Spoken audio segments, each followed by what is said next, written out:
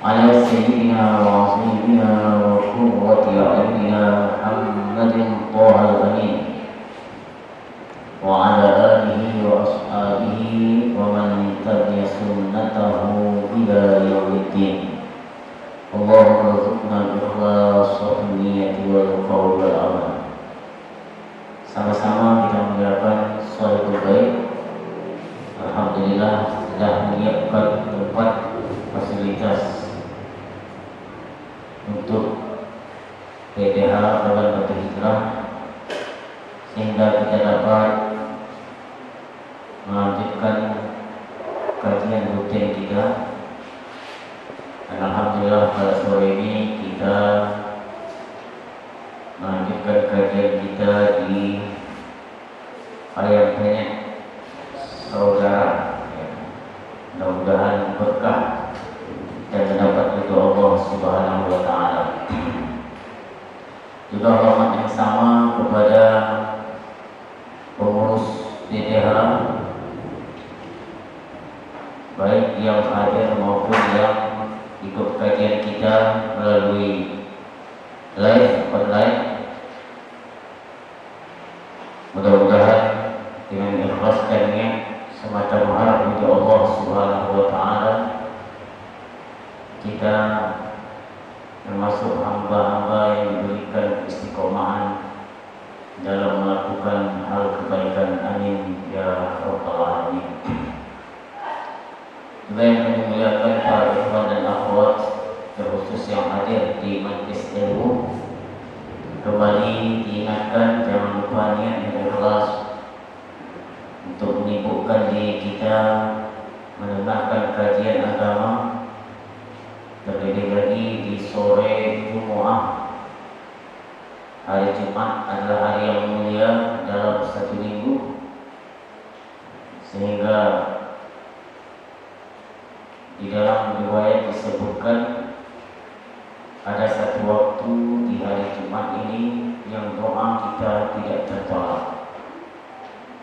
Maka hendaklah kita memanfaatkan waktu yang mulia ini isi dengan sesuatu yang diridhai Allah Subhanahu wa taala.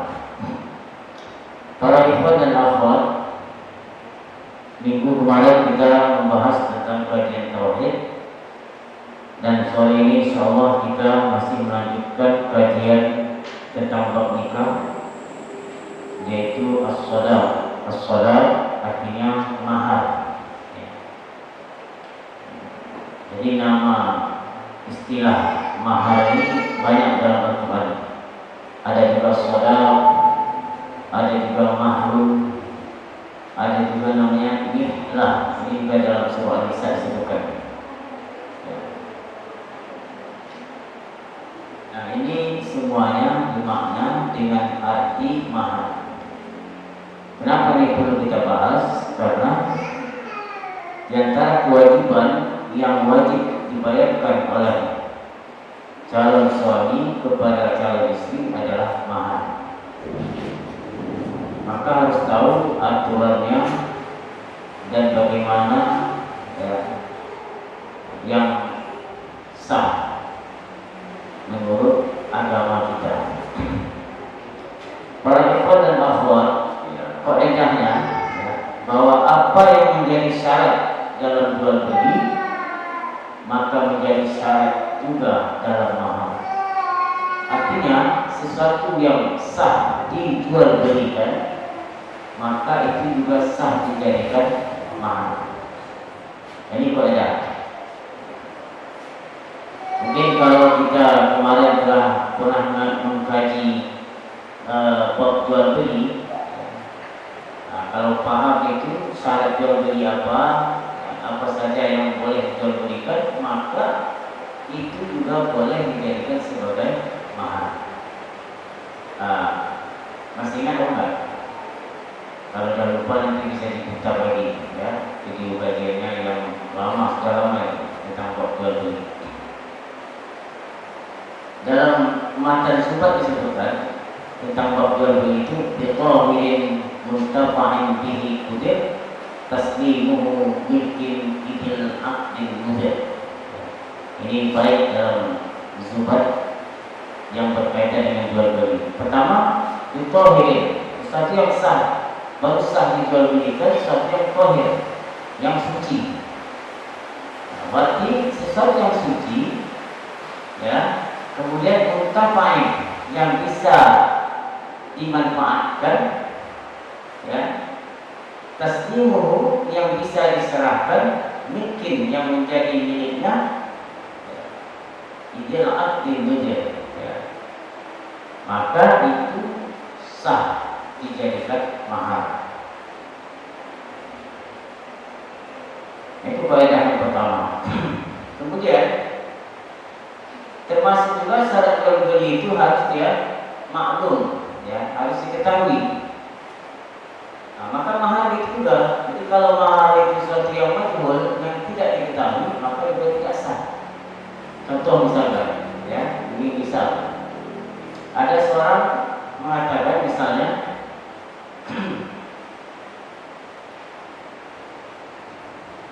dengan mahar sejumlah uang, ya, misalnya saya nikahkan kamu dengan putri itu misalnya dengan mahar sejumlah uang, sah bukan? Tidak sah. Kenapa? Karena tidak diketahui sejumlah uang. Apa sejumlah uang itu? Ini majhul. Sama dengan jual beli kemarin. Kalau ada orang jual beli, saya jual kepada kamu salah satu baju yang digantung itu nggak sah. Kenapa? Karena tidak maklum baju yang mana. Baju kan banyak di toko itu. Makanya kemarin kalau dalam bab jual beli kita beli kulkas atau kipas angin misalkan, harus dipisahkan dulu dari tumpukannya ini. Misalnya Bang Jum mau beli apa, kipas angin atau misalnya kulkas, kan banyak itu kulkas juga untuk toko itu. Maka diambil kulkas yang mau dibeli, digeser, terserah gesernya, mau bawa ke dekat kasirnya atau dekat pintu, baru dilakukan transaksi akad. Tapi kalau dia beli kulkas sama campur itu, salah satu yang ada di situ nggak sah. Nah, begitu juga dalam mahar. Ya, kalau ada orang mengatakan, ya, misalnya dengan mahar sejumlah uang yang nggak sah, atau misalnya dia katakan dengan mahar uang yang di kantong kresek misalnya, sah enggak? Nggak sah. Yang banyak uang yang kantong kresek itu satu plastik misalnya, satu plastik.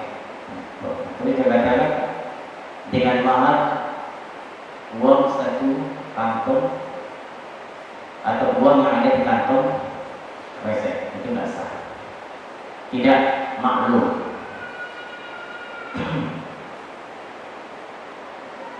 Atau dia katakan dengan uang yang ada di kantong saya, ya, dengan mahar uang yang di kantong saya, ini tidak maklum. Tapi kalau dia sebut, ya, dengan mahar 1 juta, ini sah enggak? Atau dengan mahar 5 juta, atau dengan mahar 10 juta, ayo sah enggak? Hah? Sah juga? Alasannya apa? Hah? Iya, itu 1 juta apa? Dolar, rupiah, ringgit. Seandainya dia nggak sebutkan mata atau nama mata uangnya, ini sama. Misalnya dia mengatakan dengan mahar 10 juta. Ini banjir misalnya nikah ya kan? Terus pas akad itu dikatakan saya nikahkan, kata dia kan, kata orang tua atau wali jadi perempuan itu, kamu dengan putri saya dengan mahar 10 juta. Ini sama nggak? Nggak sah juga? Loh, gimana kalau yang nggak sah?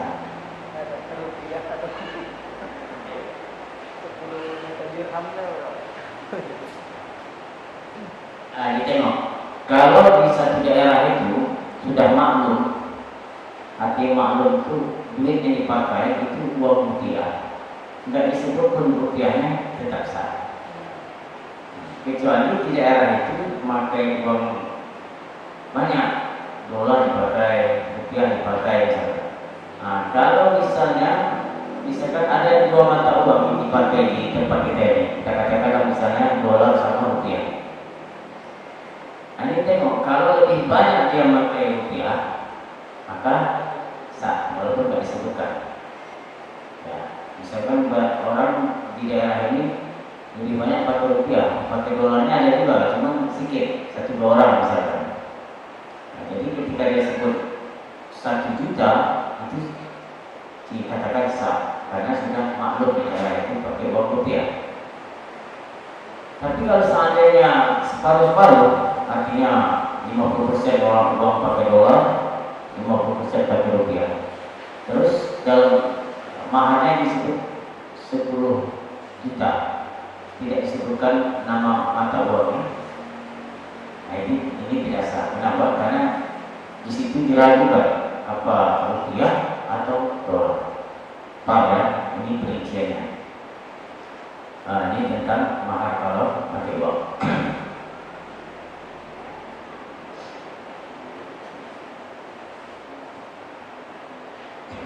Sama dengan jual beli misalnya, berapa harga kopi 1 gelas? Terus dikatakan 20. Kan yang disebutkan 20 rupiah atau 20 dolar. Tapi kita dah maklum di daerah kita ini pakai rupiah, walaupun nggak disebutkan 20 rupiah atau 20.000 rupiah, itu sudah dikatakan sah. Paham ya? Nah, gitu. Jadi kaidahnya, ya, apa yang sah dijual belikan maka sah dijadikan mahar. Itu yang pertama. Jadi akad nikah ini, ya, disebut dengan akad muawadhah.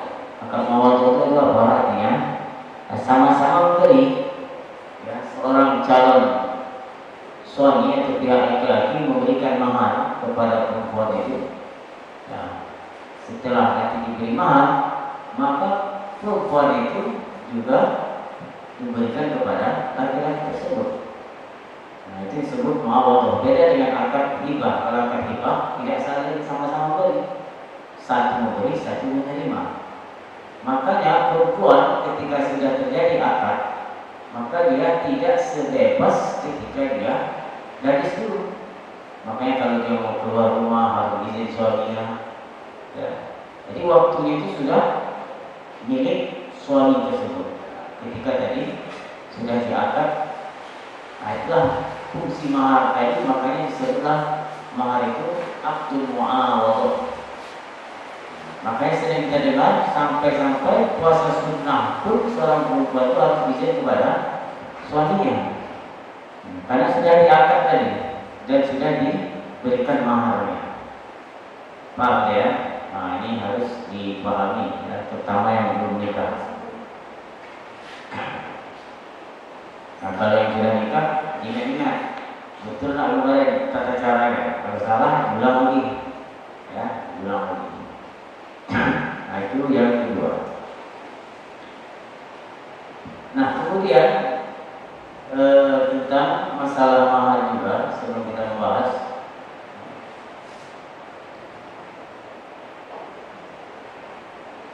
Pertama, kemarin tadi kita katakan bahwa mahar itu dianjurkan tidak kurang dari 10 dirham dan tidak lebih dari 500 dirham.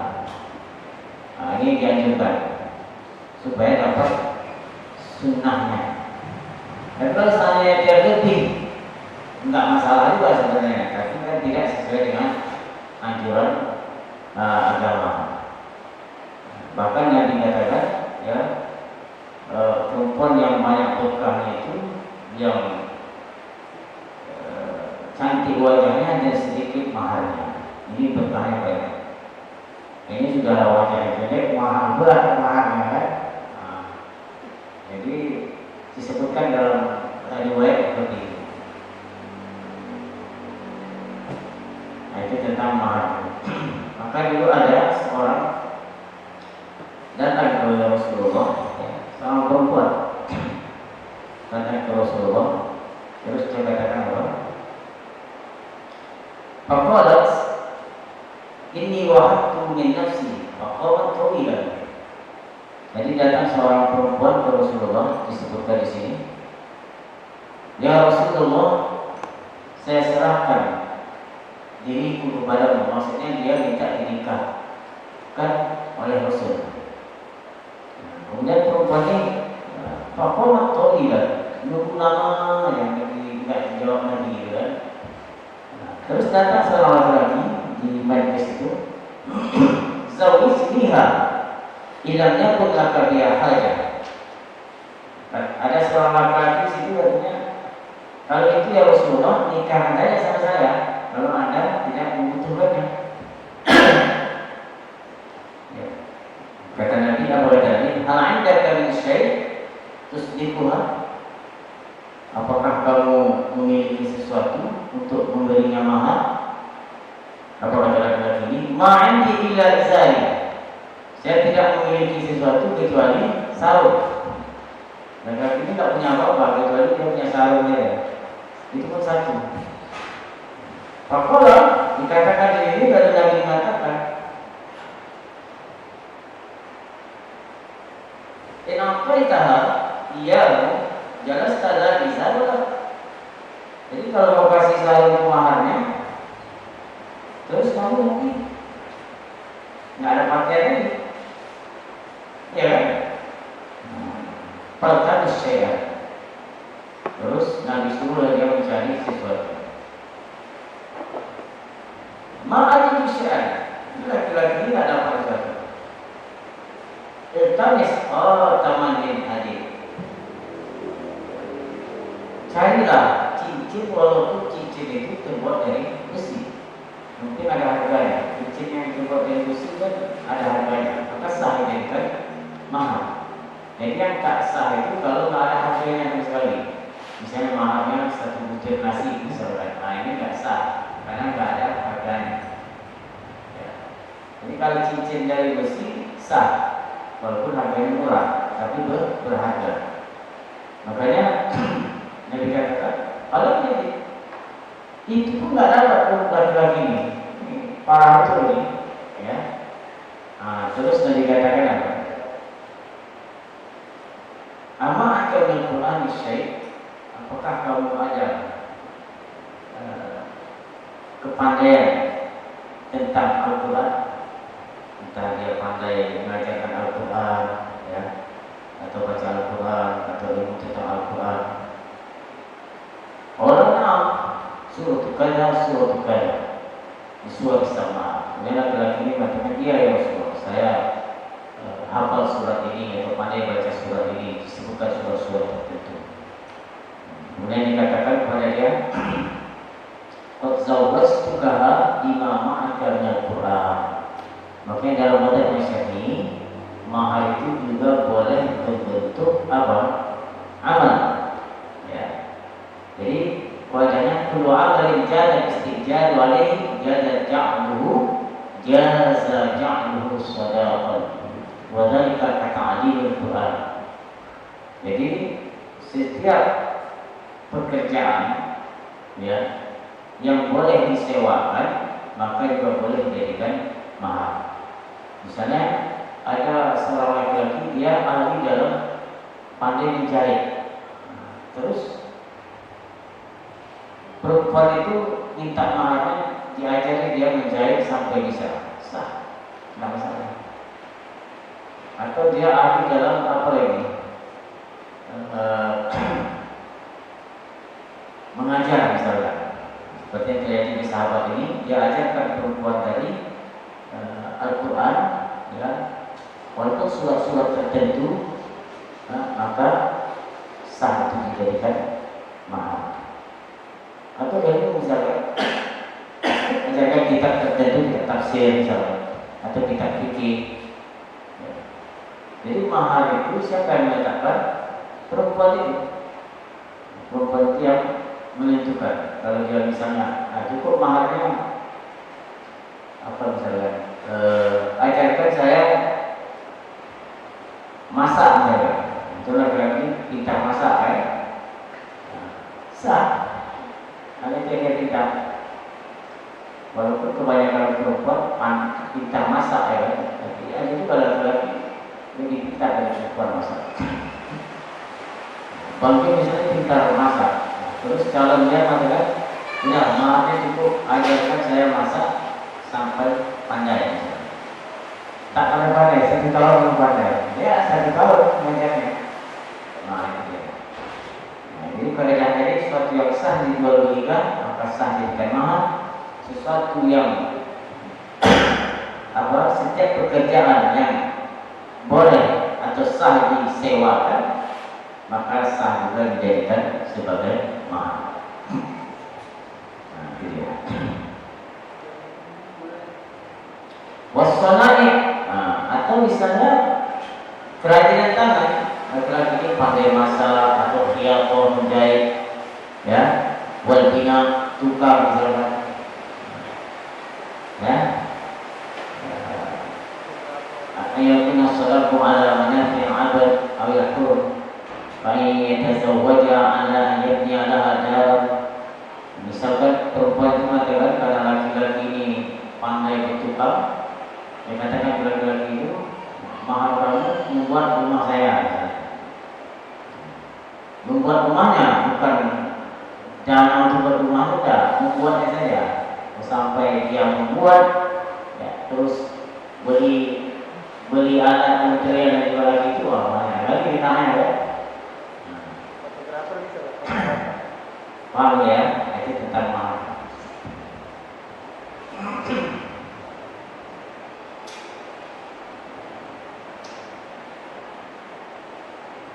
Ayat itu mahar di sana. Ayat adalah ulama atau berkhidmat kepada perempuan itu. Misalnya mahar kamu nikah dengan saya, kamu melayani saya, masak nasi saya, masak mencuci pakaian saya, dia minta selama 1 tahun misalnya. Sah, karena itu juga sah dijadikan disewakan, maka sah juga dijadikan mahar. Kalau di sini contohkan awyan adalah benar atau mengembala kambingnya. Ini juga terjadi pada Nabi Musa alaihissalam. Nabi Musa ketika menikah dengan putrinya Nabi Shu'aib itu mengembala kambing kepunyaan ini Nabi Shu'aib selama kalau tidak salah 7 tahun, kemudian dia tambah 3 tahun menjadi 10 tahun. Jadi mengembala kambing Shu'aib selama 10 tahun baru nikah setelah itu. Sanggup panggil 10 tahun.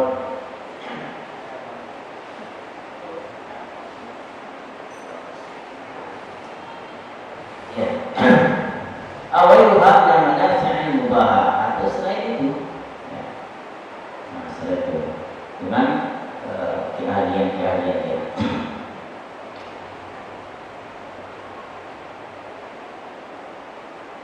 Ini tentang mahar tadi.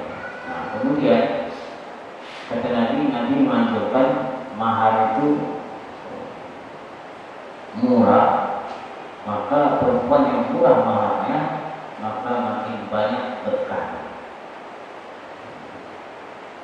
Ini bukan kita berpihak membela laki-laki, tidak. Mungkin itu ada anjurannya. Jadi kalau maharnya itu keberkahannya kurang. Dan itu nyata. Kita lihat kejadian-kejadian ya, yang nyata ini. Maharnya sampai 500 juta misalnya. Ya. Akhirnya 1 bulan nikah, rumah tangganya berantakan, akhirnya cerai.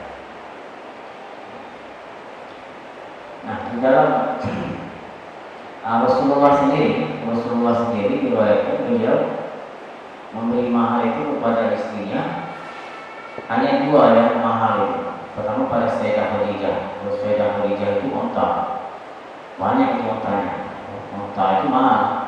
Tapi waktu itu Qabl Deksa, ya, Nabi sebelum diangkat menjadi Nabi, kemudian itu juga dari pamannya Abu Thalib. Kemudian yang kedua Nabi nikah dengan Ummu Habibah. Ummu Habibah ini juga mahal maharnya, tapi maharnya itu hadiah dari Raja An-Najasyi, seorang raja di Ethiopia. Ya, dia kasih hadiah Rasulullah sebagai mahar nikah dengan Ummu Habibah. Ummu Habibah itu suami dia kan hijrah ke Habsyah, kemudian murtad, diceritakan seperti itu. Akhirnya Ummu Habibah ini dinikahi oleh Rasulullah, dan maharnya itu hadiah dari Raja An-Najasyi. Nah, dalam sejarah disebut dua orang ini. Yang lain itu tidak lebih dari tidak kurang dari 10 dirham dan tidak lebih dari 500 dirham.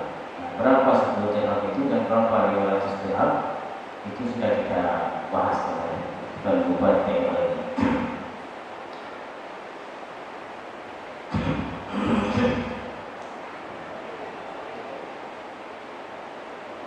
Nah, di dalam sejarah juga disebutkan perempuan yang sedikit maharnya dan banyak berkahnya. Nah, mungkin kalau kita pernah dengar Ummu Sulaim. Ummu Sulaim. Ummu Sulaim ini diceritakan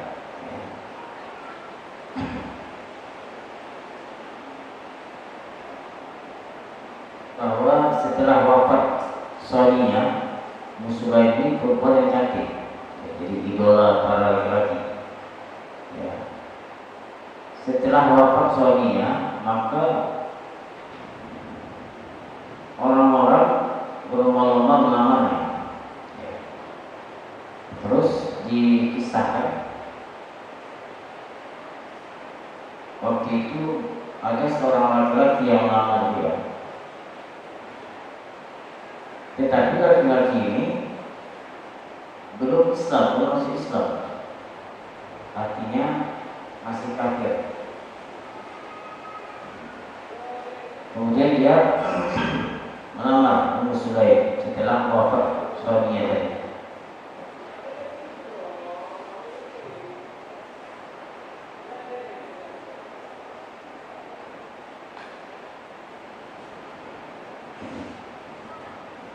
Ya, siapa laki-laki itu? Namanya Abu Talha. Abu Talha ini kan sahabatnya juga, tapi waktu itu dia belum Islam. Ya. Abu Talha ini orang yang ganteng, tampan, kemudian hartanya banyak juga, tetapi waktu itu dia belum Muslim.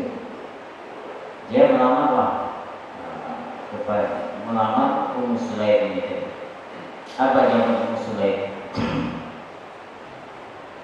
Inna mithlaka la yurad.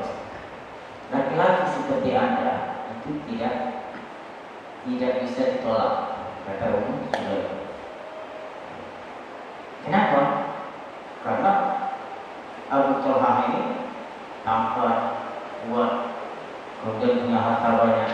Jadi dikatakan oleh Muslim tadi, inna mislaka la turad atau la yurad. Laki-laki seperti kamu tidak ditolak. Walakinnaka kafir. Tapi kamu kafir, nggak bisa nikah sama orang Islam. Kata si Muslim. In tuslim fa'ala radin bizawajika. Wa islamuka mahri. Ini yang pada Muslim. Kalau kamu mau masuk Islam, katanya dikatakan di sini, maka saya mau nikahnya. Dan Islam itulah sebagai mahar. Kemudian Abu Talha masuk Islam dan menikah dengan Ummu Sulaim. Itu sejarah. Nah, maka apa yang terjadi? Ya. Setelah mereka menikah, ya, Ummu Sulaim cantik ya, dan Abu Talha ganteng.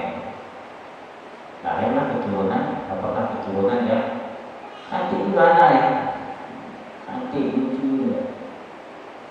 Jadi itu kalau mau keturunan cantik, ya cewek cantik, cari suaminya yang tampan, istilahnya. merubah kuburan. Jadi nenek-nenek dia dulu parah gitu. Nah, jadi singkat ceritanya dapatlah anaknya jadi, tapi anaknya apa lucu, udah sakit, anaknya sakit. Abu Talha waktu itu pergi perang kemana pokoknya tak ada lagi tempat. Abu Sulaim lah yang merawatnya. Kemudian meninggal anaknya, tapi tidak diceritakan kepada Abu Talha. Setelah Abu Talha pulang, ya,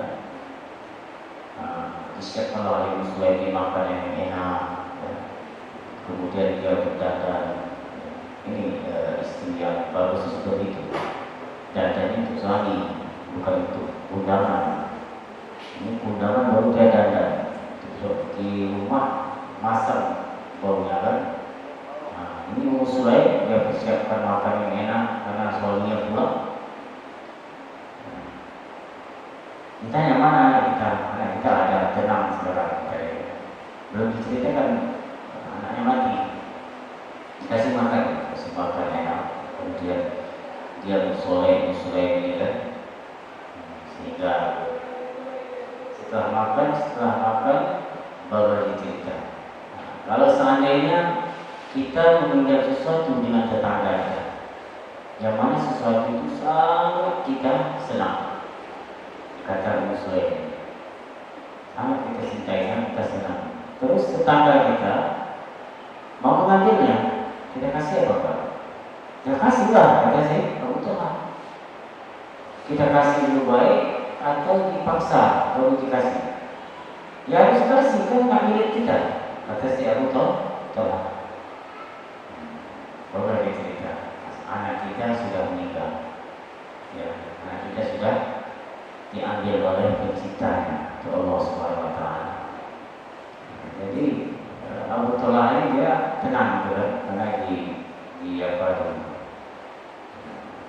Coba dari sebelum makan kita tahu, mungkin tidak sanggup dia makan, makan tak sanggup, orang tak sanggup dengan anak yang tampan, yang lucu-lucunya, ya, kemudian meninggal.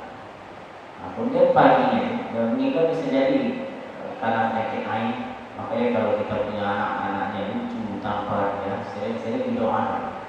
Karena khawatir ada orang yang pandangnya hasut, bisa anak itu kena penyakit ain. Jadi makanya Nabi juga pernah berukyah Hasan dan Husain.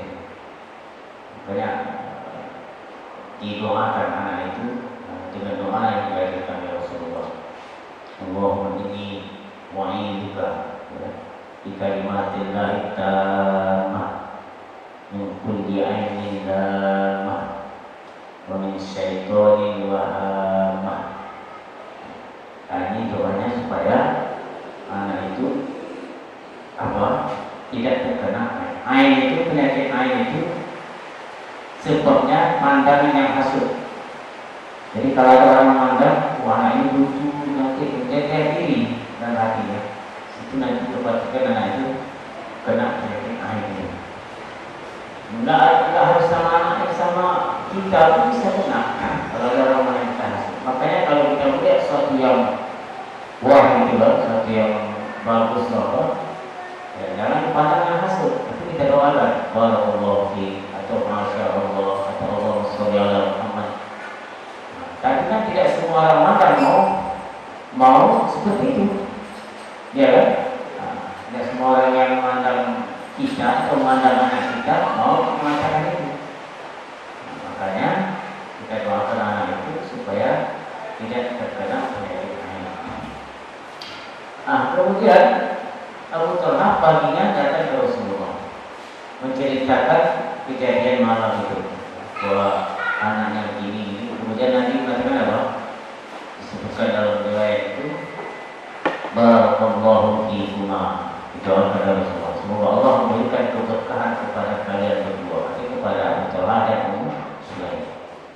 Alhamdulillah, maka ya Ummu Sulaim mengandung lagi, ya, dan dapat anak lagi, namanya Abdullah. Sudah ini tercatat dalam sejarah bahwa itu saja perempuan yang cantik tetapi maharnya tidak mahal.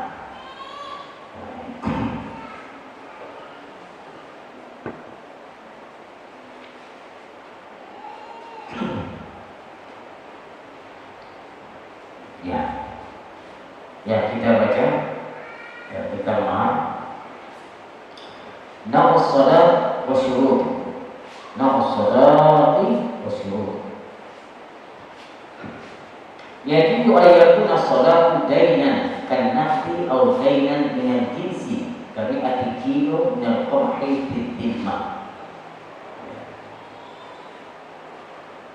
wa ainan kasayyaratin wa darin. Jadi boleh mahar itu berbentuk dainan. Ya, dainan seperti kanakti, seperti uang tadi. Nah, seperti yang saya jelaskan di awal tadi. Ya, kalau uang dia harus jelas. Ya, seperti tadi 10 juta misalnya, atau 1 juta. Jangan majhul, jangan tidak dikenal. Sejumlah uang itu nggak sah.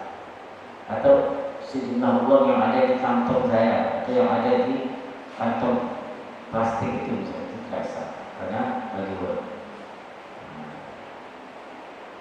Awainan atau bentuk barang kasayyarati, maharnya misalnya mobil sayyar, maka sebutkan mobil ini ya, atau mobil yang mereknya Pajero misalnya atau Fortuner dan seterusnya. Jalan atau rumah, maharnya sebuah rumah ini. Nah, jangan salah satu rumah kontrak saya itu tidak jelas, rumah kontraknya banyak, rumah kontrak yang mana kan?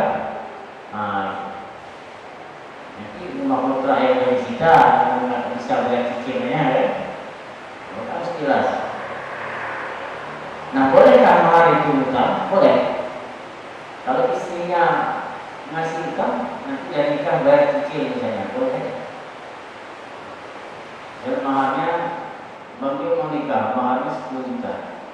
Yang bisa bayar 5 juta dulu, 5 jutanya utang. Nah nanti dari nikah harus dibayar. Enggak dibayar sampai punya anak, anaknya suruh bayar ya. Nah ini nggak bisa. Ya. Nah kalau sudah dibolehkan dengan utang oleh perempuan tersebut, maka perempuan itu tidak boleh dia melarang ya suami tadi untuk melakukan hubungan suami istri. Kalau sudah terjadi akan seperti itu. Tapi kalau seandainya tidak disebutkan utang, maka perempuan itu berhak untuk menolaknya. Kamu mau melekat saya, bayar dulu maharnya. Jelaskan dulu. Berhak. Dia tidak dianggap dosa.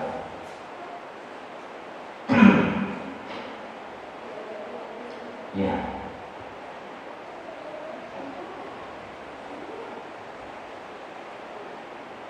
Itu tentang mahar tadi. Jadi kaidahnya saya simpulkan, setiap yang boleh dijual belikan maka boleh dijadikan mahar. Dan setiap pekerjaan yang sah disewakan maka juga boleh dijadikan mahar. Jadi dia tidak harus membentuk uang atau benda tertentu. Ketika punya keahlian tertentu, dia ajarkan Al-Quran atau dia ajarkan menjahit atau dia ajarkan masak dan seterusnya, itu juga boleh.